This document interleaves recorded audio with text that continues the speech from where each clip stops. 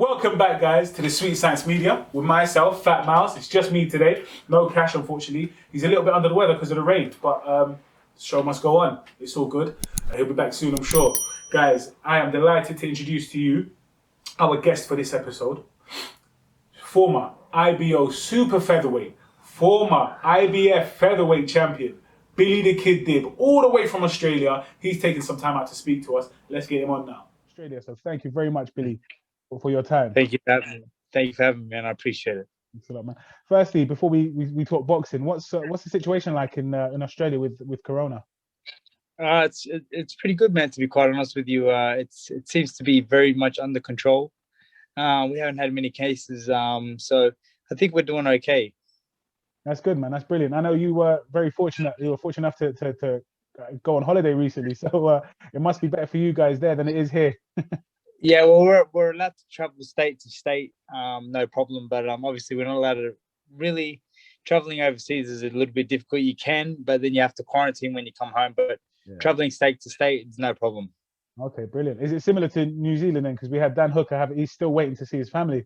I'm sure. I'm not quite sure, to be honest. To be honest with you, I don't really pay too much attention to it. I just feel like it's sort of bogging people really down. It is, and I don't want it to get, my spirits are high, you know what I mean? So life is good, and I'm happy and not letting it bother me, That's fantastic. I think that's the best way to view it, because you're right. No a lot doubt. of people are bogged down by it. They're really paranoid and scared and not leaving their houses.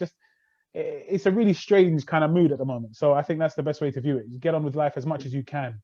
I mean, that's it. Look, at the end of the day, I'm just blessed that we can go to the gym, we can train, we can go to our families' homes. We are not locked down. So it's a true blessing just to be in that situation, I guess. Absolutely. I hope we follow suit soon. Gyms are going to be opening up in April, I think, mid-April. I can't wait to get down there. Yeah, awesome, man. That's great. That's great. Brilliant. So, quick thing, while we're talking about Australia and New Zealand, we've had quite a few boxers coming out of the two kind of, I know they're two completely different countries, but you know what I mean. When you say Australia, New Zealand, they kind of go hand in hand. What's the change recently then? What's bringing the spotlight on boxing on Australia recently? I guess we've just had a fair bit of talent just coming through. We've been lucky. We've been producing good talent. Obviously, you got some good names. You got George Kambosos. You got Tim Tszyu. There's a lot of young kids coming through, and the guys who have carried the torch for a long time are still there as well. Some of them are still there. I'm still there. Yeah, exactly. And now they got the next generation coming through. So there's a lot of kids coming through. Even my younger brother Yusuf's coming through, I believe he's going to do some great things. He's already 15-0. And he's got a big fight coming up on April the 9th. So hopefully it's a big step up for him. Another one is my cousin Bilal, who's rated in the top 15 in the world with the WBA. Yes. He's on the verge of a bigger opportunity as well. So, it's the boxing world is definitely, the boxing world is definitely going to take notice very soon. There's some great Australian fighters coming through. Absolutely. That's brilliant. And like you said, one of the torchbearers is yourself. So what's that like? How does that kind of feel? And is there pressure, or is it just like an honor to be part of it? No, I'm honored. My achievements speak for themselves.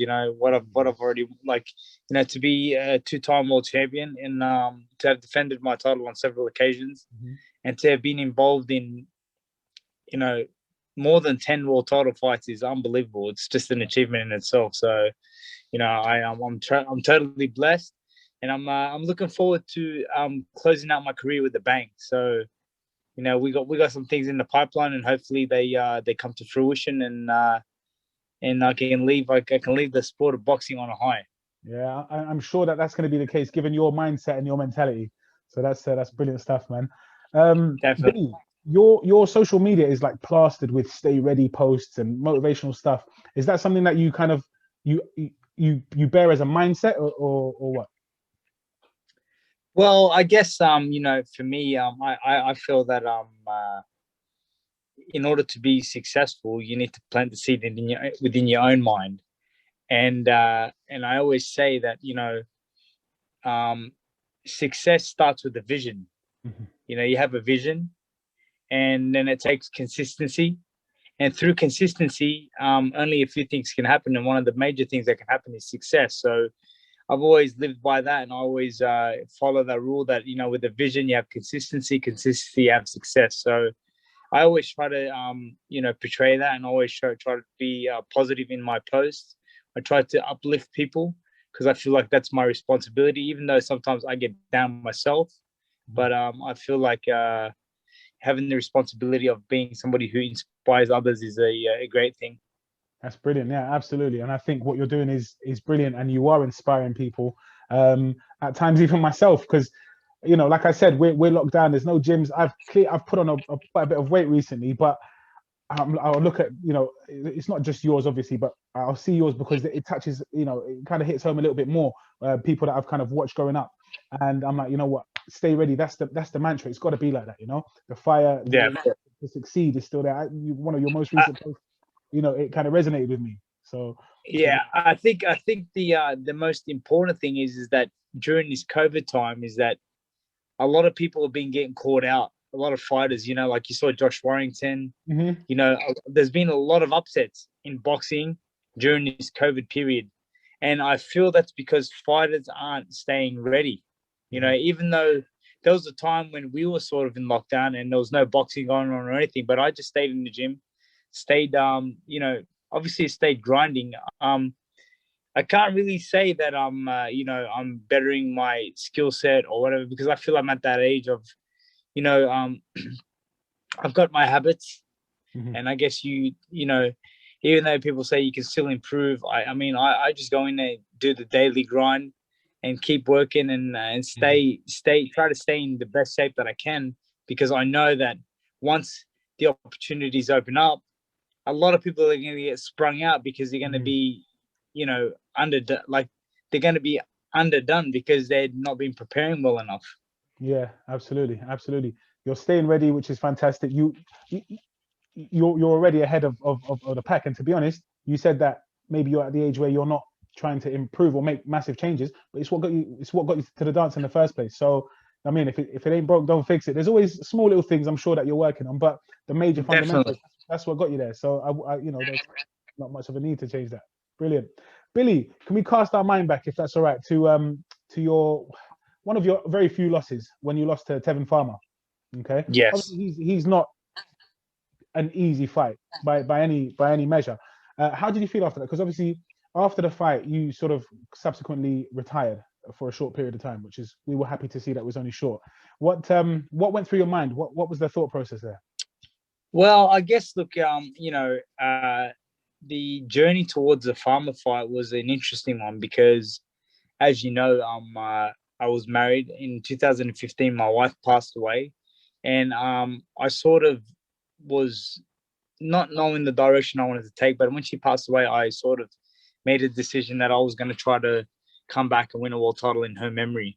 And you know, through the grace of God, I managed to climb back up to, you know, the top position in the world, being number one in the world. And the opportunity came up to fight Tevin Farmer, and we went to Perth Speed and we won the fight to stage it in Australia.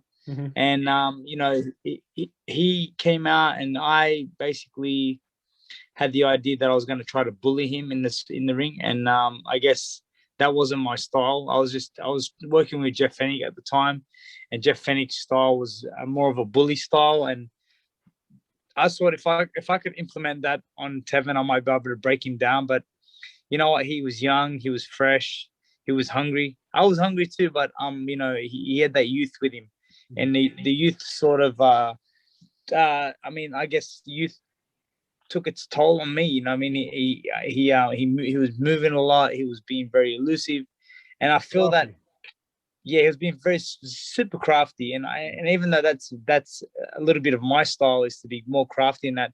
But if you watch that fight, you'll see that that was not me in the ring. It was a different me. It was somebody that I was trying to be something that I wasn't. I was trying to be I was trying to take the leaf out of Jeff Fennick's book, and it didn't work. Yeah. I needed to be me. I needed to be more me. And I guess, look, everything happens for a reason. And I guess after I lost to Tevin, I decided to pretty much call it a day. But it was not a decision that I made. It was probably a decision that was made for me. And hence the reason why I didn't stay away for too long. Because I just felt like I walked away on it wasn't me in the ring. You know, that night with Tevin, I didn't turn up. I didn't perform the way that I wanted to. I still kicked myself for the way that I fought him, because I believe if I had boxed him, I would have given myself a much better chance. You know, as you saw, in regards to speed, Amir Khan is probably 10 times faster than Tevin Farmer. And there was so many times in the fight with Amir Khan that I made him miss so much. Absolutely.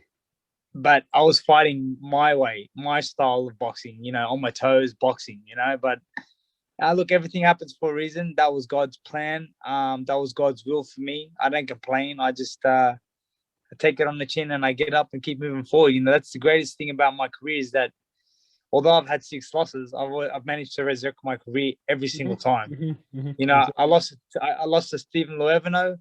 I got back up, worked my way in, won a world title against Lasieva. Then I lost my title to Gradovic, worked my way back into a rematch, lost that. Then I fought the Japanese kid, Takashi Miura. Yeah. I lost that, worked my way back into another opportunity against Tevin Farmer. You know, lost that, fought Amir Khan in a fight that I was really never going to win. Size was a big difference. You know, it was David versus Goliath. But look, I've worked my way back into another opportunity now. I'm ranked in the top 15 in the world with the WBC. Amazing. And I'm actually staring down the barrel now of a world title eliminator for the IBO title. So, God willing, fingers crossed, we'll see what happens. We're all behind you, man. We're all behind you, and I'm sure you're going to get there, man. Brilliant stuff. Inshallah, inshallah. So, like you said, you know, you've come back. You know, you said, 6 losses. I know 6 losses. Every time we speak to a fighter, there's two views. It's either I've got 6 losses, but those, you know, or I've got some losses, but is it a massive thing that a fighter has losses on their record? I don't personally believe it is at all. My professional career has been an outstanding one. Here's my record: 47 wins, exactly, 27 knockouts, and 6 defeats. Now, if you look at my 6 defeats, they've all come in world title fights. So if you look at my career, Zolani Morali was world title fight number 1. Stephen Loevino fight number 2. Lasieva 3. Then you got you there, brother? Yeah. Lasieva. So they got then you've got Lasieva number 3. Number 4 was Alberto Servi. Number 5 was Escobedo. Number 6 was it wasn't a world title fight, but you could consider it a world title fight, because had I lost in a non-title defense, I would lose my title. Yes. So I still count that as a world title fight. Then you got Gradovic 1, Gradovic 2. Then you got Takashi Miura, that's 9. Then you got Tevin Farmer, that's 10.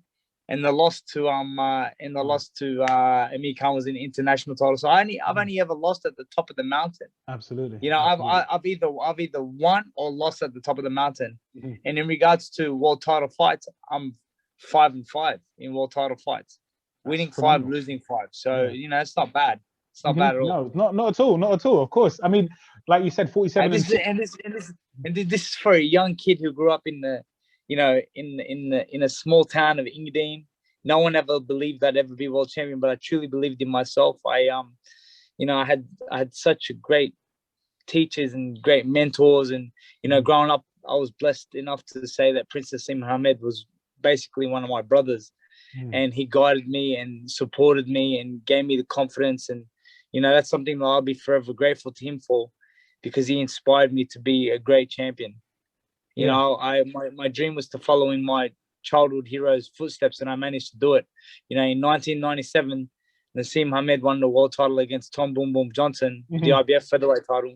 You look down the line, 2011, Kid Dib won the IBF Featherweight world title as well. So, you know, to be mentioned in the same realm as some of these great featherweight champions, and to be even like mentioned alongside one of my childhood heroes as an IBF world champion is just an amazing thing for me. Wow, it's like dreams do really come true. Absolutely, absolutely. And I mean, it's like, again, what you're saying is it resonates, and it's clear. Like you keep speaking of your record highly, and so you should. Do you see what I mean? 47-6, losing only at the very top of the mountain. It's like, it's incredible. I do think that, you know, the past couple of fights you've had, they've been stay ready fights and, you know, just keep busy. And that's brilliant, because you said you've got plans. I wanted to talk about what your plans are for the future, at least for maybe, and what's going on forward. Yeah, the one thing I will say is that one thing I've learned from my losses is resilience, because I've been able to remain resilient in my, you know, when I've been defeated, I've remained resilient. I've remained upbeat, and I've always known that everything happens for a reason. It's Allah's will, and you know, and I'm determined and mature enough to know that, and I feel like I can come back no matter what happens. I always find a way back. I don't feel like, oh, they're better fighters than me. I just feel like they were better than me on the night, and that's all it was. Absolutely, absolutely. If then, Billy, you were able to rematch one of the, let's look at the three main losses essentially. Who would you take back? Would it be Khan, Farmer, or I can't pronounce his name. I wouldn't worry about the Khan fight, to be honest with you, because that's a fight that nobody really cares about. You know what I mean? At the end of the day, it's a super featherweight against a welterweight. Yeah. And to be quite honest with you, it was just it was a retirement fund money. You know what I mean? It was a retirement fund fight. You know, it's good that you can say that. Yeah. I'm a realist. You know, I'll tell you the truth. But if I could turn the clock back, there would be three fighters I'd love to face and change the tide. It would definitely be Stephen Loevno. It would definitely be Evgeny Gradovich, and most definitely you know, I'm not sure if I would have beat Tevin Farmer, because he was really clever and slick, but I would have loved to fight him in another way. I feel like I would have done a lot better with your game plan, with your style. Yeah, and even though I fought him in the way that I did, I mean, I still made it. It was still an engaging fight. He did win the fight, but he had to work for every single round. I made him work for it. You know what I mean? But I just feel like I wish I had a little bit been a bit more slicker, a bit more faster, a bit faster hands. But you know, that's the way it goes down, and I'm happy and I'm safe and I'm within myself. And I mean, the greatest thing for me is that, you know, 55 professional fights later, I still feel within my faculties. You know what I mean? So I'm just blessed. It's amazing. A lot of people have had half the fights that I've had, and their careers are over and they're punch drunk. You know what I mean? For me, I'm within myself. You know, I could talk to you fluently. I'm not stuttering on my words. I'm confident. I know how to deliver a chat. You know, so I'm blessed. That's amazing. And to add to that, at 36, you look 25. So thank you, man. Thank you. Amazing stuff. I don't want to keep you for too much longer, Billy. I could stay here all day, to be honest. But we could definitely do it again, man. It won't be the last time. I appreciate that, man. I appreciate it, man. I'm looking forward to many more. You mentioned Prince Naseem. Actually, we're of a similar age, so him growing up as well, I would watch him. I'm a heavier guy, so more Tyson was my style of fighting. But who were your influences other than Prince Naseem? Did you have many other influences, or was growing up? To be quite honest with you, like the people who influenced me the most are people that I connected with, and what a blessing it was. You know, like people that I looked up to as a kid were definitely like people like Shane Mosley, Prince Naseem Hamed, Mike Tyson, Oscar De La Hoya, Fernando Vargas was one of my favorites. Yes. And you know, people like Roy Jones Jr. I love that kind of a style. You know what I mean? Even though you know, Floyd, I like Floyd's style and that, but he's not the type of person that does it for me. I'm not really a big fan of Floyd in regard to the type of person that he is. But that's, you know, that's the way he wants to be. That's cool for me. That's his life. He can do what he wants. But look, most of all, my biggest hero as a kid was definitely Prince Naseem Hamed. He really just changed my life as a kid. You know, like to receive a phone call from Naseem Hamed at like 2 and 3 in the morning when I was just a kid, because he didn't know the time difference. I'd wake up like, oh my God, you know what I mean? I couldn't believe that he would be calling me, you know. And I remember the first time I ever met Nas, I broke down and started crying, you know, and he took me in like a little brother. And I remained friends with Nas for many, many, many years, and for like family, like brothers, you know what I mean? So I'm truly blessed to say that in my childhood hero became one of my greatest friends. That's phenomenal, man. What a story, man. What a success. Yeah. It's something that I you know, am writing about in my autobiography right now, you know, to you know, I remember when I met Nas and he told me a story about when his sister met Michael, Prince, the singer Prince. Yes, Remember yes. Prince, the singer? Yeah. And she was so disappointed. She went home and ripped these posters off her wall in her room. And I said to Nas, meeting you was just one of the greatest experiences I've ever had in my whole life. You know, he was definitely everything I wanted him to be and more. Yes. You know, he took me in as a little brother. He showered me with gifts. He showered me with love. He allowed me into his family home. Amazing. It's something that like not many people can ever say that, you know, to live in Australia and your hero lives on halfway across the world and you meet him. And not only do you meet him, you become like brothers with him and you hang out with him all the time. Me and Nas spent holidays in Dubai together. He even come to Australia. It was amazing. We've had some amazing times. That's unbelievable stuff, man. I'm jealous hearing about it. Yeah, man. And listen, man, how many people can say that they hung out with basically one of the greatest featherweights of all time? Exactly.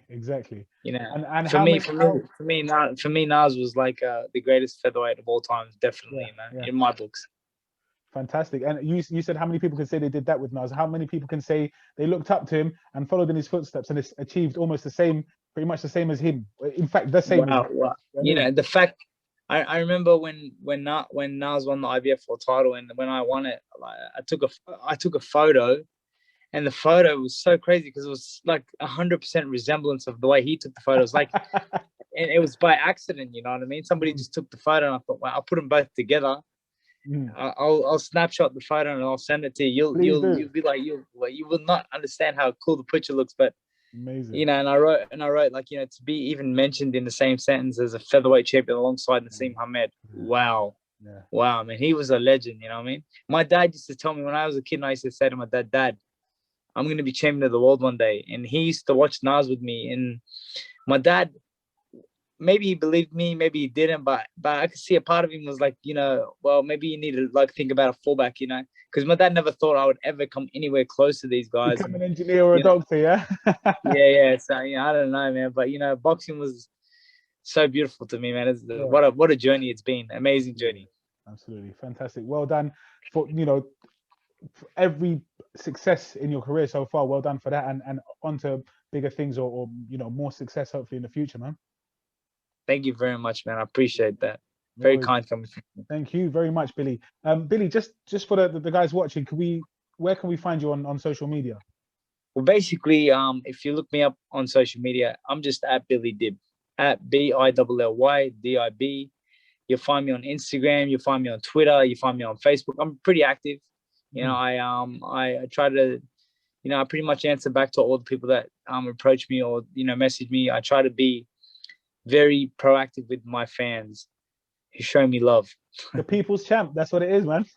Man, listen, I feel like it's a responsibility within myself to show love to people, you know what I mean? So God's given me a lot and I'm grateful. And, you know, guys, just stay tuned because, you know, I think I'm on the verge of fighting for a lightweight world title with the IBO, you know, which would be an amazing achievement for me. That would mean I'd be a 3-division world champion, featherweight, super featherweight, and lightweight. And that would be a true blessing and a great way to just, you know, exit the sport of boxing. Absolutely. And we're behind you all the way, Billy. All the best. Thank you very much. Okay, thank you very much, guys. And hopefully we get to see more from you in the future. Okay? Thank you, man. Thank you so much for your time. Take care of yourself. Bye-bye. Thank you. Bye-bye.